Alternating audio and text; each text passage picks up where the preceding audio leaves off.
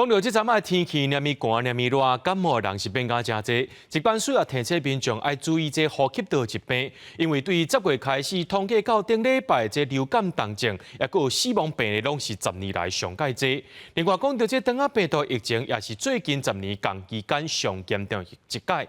就医生伫咧推测讲，这长仔病毒疫情未收煞，真有可能是免疫负载关系。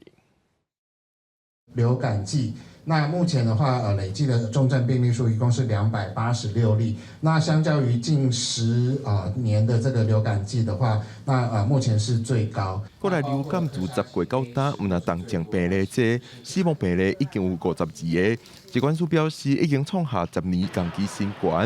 其中顶礼拜因为流感死亡就占11个，上少年的是一个住伫北部30多岁的查甫人，本身有气胸甲慢性肺部疾病。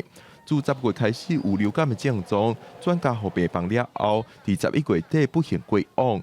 疾管署嘛提醒讲，过来12月中这是流感的高峰期。他发病了大概7周，那不幸的过世。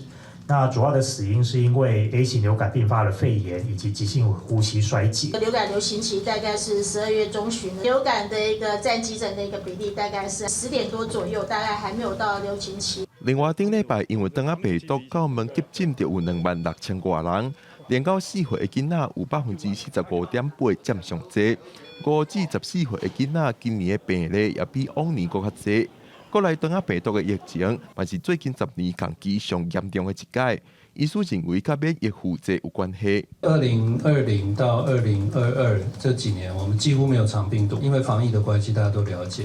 那2023就是去年开始有，但是还没有那么多。那今年特别多，那这个就是一个还债的过程。针对流感，疾管署是呼吁民众赶紧注流感预防针，提高保护力，嘛避免重症。因若长仔病毒，疾管署是提醒讲，5岁以下的囡仔是重症个风险族群。若是囡仔有爱困、骹手无力，甚至吐，也是心跳噗噗踩，有可能是长仔病毒重症。疾管署建议爱赶紧去予医生看。记者郭文丽、刘凯台北报道。